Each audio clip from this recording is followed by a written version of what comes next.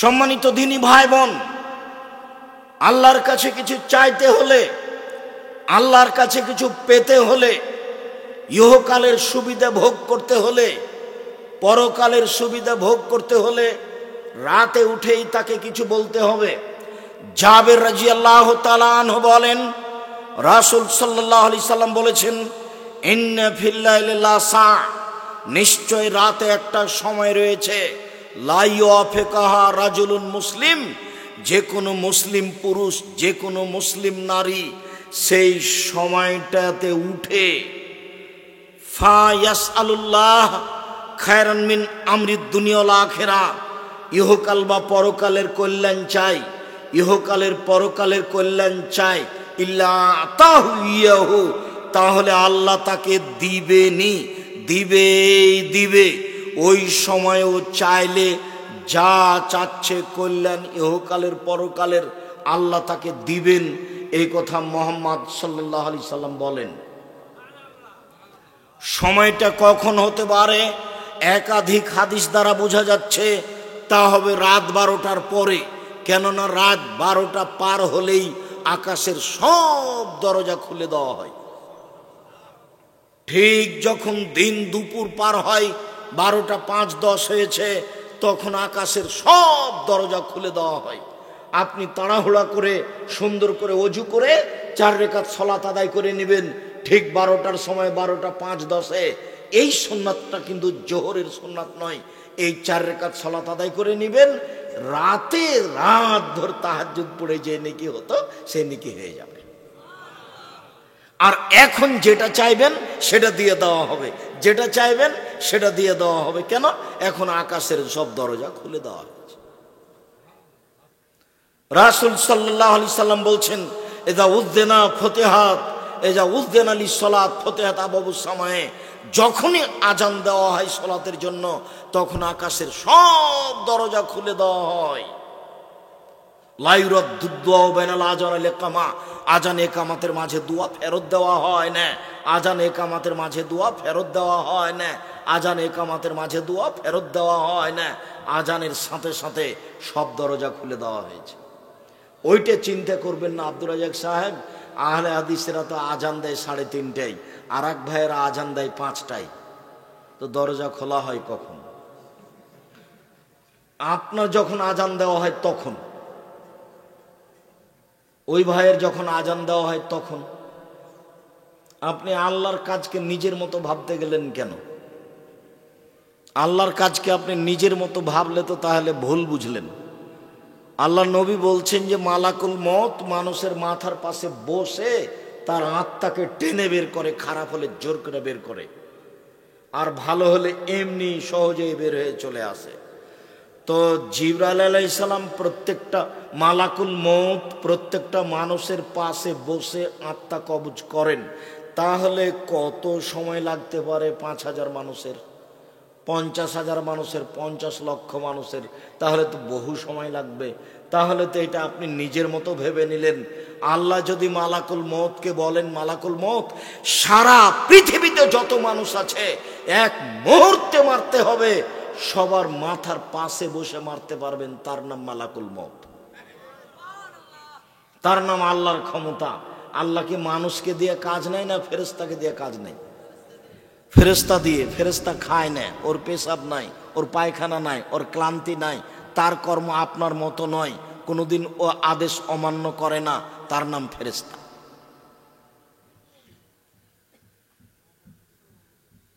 তার গতি, তার চলন আমার আপনার মতো নয়। কবরের ব্যক্তি যদি উত্তর দিতে না পারে, কবরের ব্যক্তি যদি উত্তর দিতে না পারে তাহলে তাকে মারে।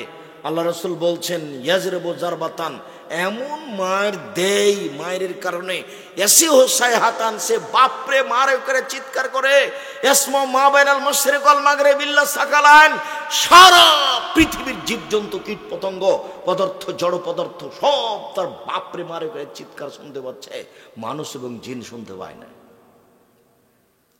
এখানে চিৎকার করছে এই কবরে মায়ের কারণে, 50,000 কোটি কিলোমিটার দূরে যে পশু প্রাণী আছে সে শুনতে পাচ্ছে তার চিৎকার। আপনাকে আমি বুঝাতে পারবো কত জোরে মারছে? আবার ও শুনতে পায় না, ওর কান বধির, চোখে দেখে না কোথায় মারছে, কানেও শুনে না কিভাবে চিল্লাচ্ছে। এ কথা মুহাম্মদ সাল্লাল্লাহু আলাইহি সাল্লাম বলে। যার কারণে রাসূল সাল্লাল্লাহু আলাইহি সাল্লাম বলেছেন, মারাইতু মানজারান কাতল কাবর আফজা মিনহু, আমার জীবনে দেখিনি কোনো দৃশ্য যেটা কবরের চেয়ে আশ্চর্য হতে পারে। এটা আল্লাহর কাজ, এটা ফেরেশতা দিয়ে তিনি করেন। আপনি আল্লাহর কাজকে নিজের মতো কখনো ভাববেন না। সময়টা রাত 12টার পরেই হতে পারে, তবে ওই হাদিসের ভিত্তিতে, বুখারী মুসলিমের এক হাদিসের ভিত্তিতে, এনজেল রব্বনা তাআলা ইলা সামাই দুনিয়া হিনা আবকা সুলুসুল্লাহ লিল আখিরা, রাতের 3 ভাগের 2 ভাগ যখন পার হয়ে যায়, 1 ভাগ বাকি থাকে, তখন আল্লাহ তাআলা সপ্তম আকাশ থেকে প্রথম আকাশে নেমে আসেন। নেমে এসে চিৎকার করে বলেন, মায়া ধুনি ফাস্তা জিবালাহু, হে পৃথিবীর মানুষ কে আছো, কে আমাকে ডাকে, আমি তার ডাকে সাড়া দিব। মায়া সলনি ফাউতিয়াহু, কে আমার কাছে কিছু চাই, যে যা চায় তাকে আমি তাই দিয়ে দেবো। মায়াস্তাক ফেরুনি ফাঁক ফেরালাহু, কে আমার কাছে ক্ষমা ভিক্ষা চাই, আমি তাকে ক্ষমা করে দেব।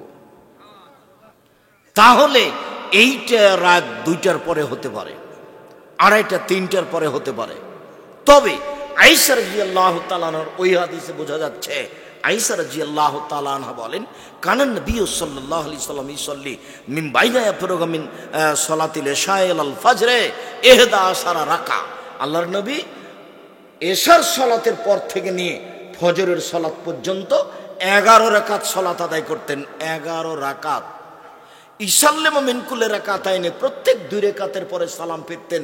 তবে তার সালাতটা শুরু হতো এশার পর থেকে নিয়ে ফজর পর্যন্ত সময়ে, কোনোদিন 1টার পরে, 2টার পরে, 3টার পরে, কোনোদিন 12টার পরে। তবে তাহাজ্জুদের সালাত আদায় করা যাবে এশার পর থেকে নিয়ে ফজর পর্যন্ত, যার কারণে তারাবির সালাত এশার সালাতের পরেই চলবে। তবে তারাবির সালাত উত্তম হবে রাত 12টা, 1টা, 2টার পরে পড়া, কিন্তু জায়েজ এশার সালাতের পরেও পড়া। কেন? বুখারী মুসলিমের হাদিসে এসেছে, আয়েশা রাদিয়াল্লাহু তাআলা আনহা বলেন, আল্লাহর নবী এশার সালাতের পর থেকে নিয়ে ফজর পর্যন্ত সময়ে 11 রাকাত সালাত আদায় করতেন। তাহলে তাহাজ্জুদের সময় কখন থেকে শুরু হলো? এশারের পর থেকে। যারা ছাত্র তোমরা, তারা চালু করো সালাতটা অন্তত 2 রাকাত দিয়ে। 2 রাকাত দিয়ে কিভাবে চালু হবে ভুলে গেলা কেন? একটু আগেই তো বললাম যে আল্লাহর নবী বলছেন, কেউ যদি নিজে উঠে স্ত্রীকে জাগায়, সুন্দর করে ওযু করে 2 রাকাত সালাত আদায় করে, তাহলে তার নামটা কাদের তালিকায় আসবে? যারা পরহেজগার মানুষ, অতীতে চলে গেছে। সুবহানাল্লাহ। তাহলে আমি 2 রাকাত পড়লেও পারি। আয়েশা রাদিয়াল্লাহু তাআলা আনহা বলেন, কানা নবী সাল্লাল্লাহু আলাইহি সাল্লাম ইসাল্লি মিনাল লাইলে 13 রাকা, আল্লাহর নবী রাতে 13 রাকাত সালাত আদায় করতেন। 13 রাকাত। অমিন যালিকা খামসিন বিযালিকা মিনাল বিতর, আর এর 5 রাকাত থাকতো বিতর। লা ইয়াজলিসু ফি শাইইন মিন যালিকা, এর একটাতেও তিনি বসতেন না, এক টানা 5 রাকাত। কে যেন একদিন বলছিল যে আব্দুর রাজ্জাক সাহেব বলেছেন, দেখা যাচ্ছে বক্তব্যে ফেসবুকে, যে বিতির পড়া লাগবে না। দিন রাত বিতির পড়ার কথা বলতে বলতে একদিন বলে দিলাম লাগবে না। তো অবাক কথা, যারা এইসব ফেসবুকে লেখালেখি করে, আমি তো তাদের দেখিও না, পড়িও না, হিসাবও করি না। তবে আমার মনটা চায় যে ও যদি কোনোদিন আমার ক্লাসে বসতো, দার্সে, তাহলে ও কয়েকবার বহির্বিশ্বে পড়ে এসেছে, তা আমি তাকে দেখাতাম।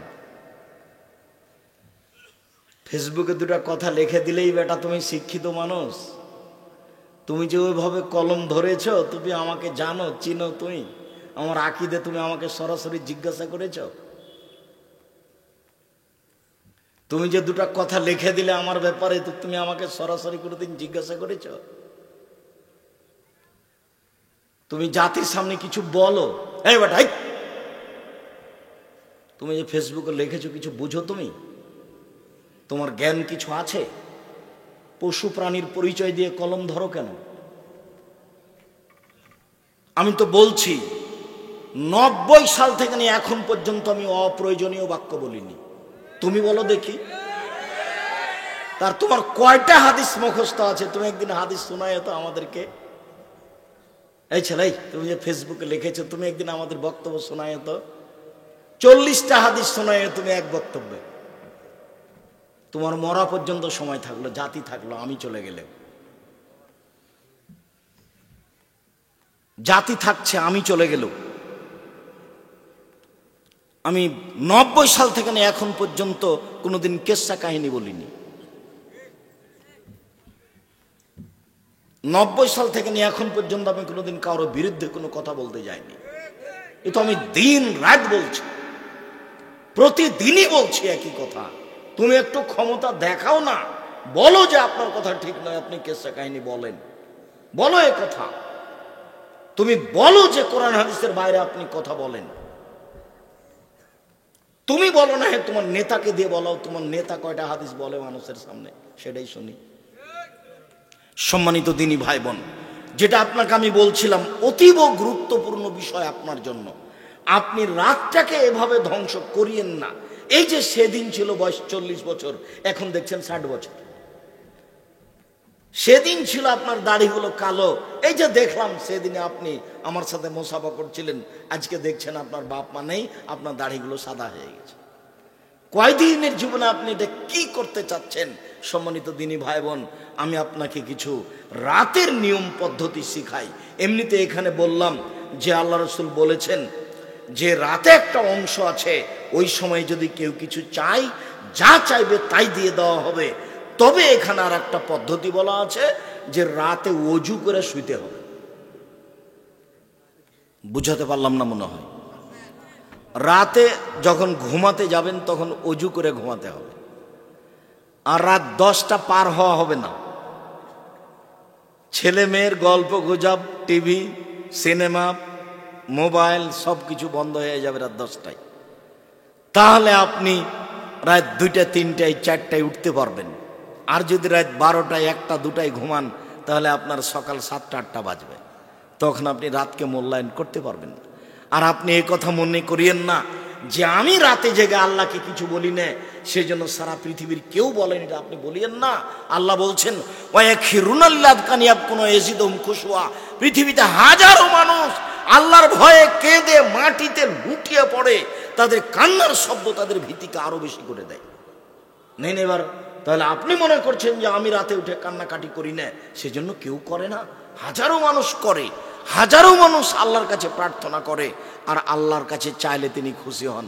যার কারণে হাত তুলে চাইলে আরো খুশি হন, খালি হাত খান ফিরিয়ে দিতে লজ্জা পান। আল্লাহ রাসূল বলছেন ইন্না রাব্বাকুম হাইয়ুন কারীম, তোমাদের প্রতিপালক হচ্ছেন লজ্জাশীল। ইয়াস্তাহি মিন আবদিহি, তার বান্দার ব্যাপারে সে লজ্জা করে। এই যা রাফায়াদাইহে আয়রাদ্দু ইলাইহি সিফরান, যখন হাত তুলে তার কাছে বলে, তখন খালি হাতটা তাকে ফিরিয়ে দিবেন, আল্লাহ লজ্জা পান, বড় লজ্জা। না, তুমি যেটা চেয়েছো আমি দিয়ে দিলাম, যেহেতু তুমি হাত তুলে বলছো। 5 ওয়াক্ত সালাতের পরে সবাই মিলে হাত তুলে দোয়া চলবে না, এই কথার অর্থ এই নয় যে হাত তুলেই চলবে না। হাত তুলেই প্রার্থনা করবেন, রাতে করবেন, অভ্যাসী হন। আমার অনুরোধ, আপনি আমার দিনী ভাই, আপনাকে আমি অনেক ভালোবাসি, আপনি আমার দিনী বোন, আপনি একটু অভ্যাসী হন, রাতে উঠে একটু সালাত আদায় করতে শিখেন। অনেক কিছু পেয়ে যাবেন, বরকত পাবেন, সুবিধা পাবেন, কল্যাণ পাবেন, শান্তি পাবেন, জান্নাত পাওয়া যাবে, কবরের শাস্তি মাফ হয়ে যাবে। আর রাতের শোয়ার সময়তে সূরা মুলক পড়বেন। মনে আছে কি? কবরের শাস্তি হবে না 4টা কাজে। এই ছেলে, কে কথা বলে পিছনে? 1, রাতে সূরা মুলক পড়ে ঘুমালে কবরের শাস্তি হবে না। বুঝানো গেল না? কোন সূরা বললাম? সূরা মুলক 30 আয়াতের। যদি মুখস্থ করতে না পারেন তাহলে দেখে দেখে পড়বেন। 2, জুমার দিন মারা গেলে কবরের শাস্তি হবে না। 3, শহীদ হয়ে গেলে কবরের শাস্তি হবে না। 4, পেট ব্যথায় মারা গেলে কবরের শাস্তি হবে না। তাহলে 4টা হলো আমার জন্য, একটাই সহজ, বাকিগুলো সহজ নয়। কোনটা সহজ? পেট ব্যথা সহজ? জি না, পেট ব্যথাটা সহজ বললে হবে? আমার পেট ব্যথা আল্লাহর কাছে কবুল হলো কিনা সেটা কেমনে আমি বুঝলাম? আর আমার পেট ব্যথা আসলেই সে ব্যথা নাকি? যেটাতে তিনি কবরের শাস্তি মাফ করে দিবেন। একটা সহজ পদ্ধতি আছে, সেটা কি? সূরা মুলক। এ কথা রাসূল সাল্লাল্লাহু আলাইহি সাল্লাম বলেন। রাতে একটু পড়তে অভ্যাসী হন, মরণ তো হয়েই যাবে কয়দিন পরে। কত আপনাকে আমি পরিবর্তনের জন্য চেষ্টা করলাম, অনুরোধ করলাম, কিন্তু আপনি শোনা পর্যন্ত রাখলেন। এ কথাই ঠিক, আপনার অনেক ভালোবাসা, তাই দূর দূরান্ত থেকে চলে এসেছেন, আপনি ভালোবাসেন, এ কথা ঠিক, কিন্তু ভালোবাসার বাস্তব ফলটা কি?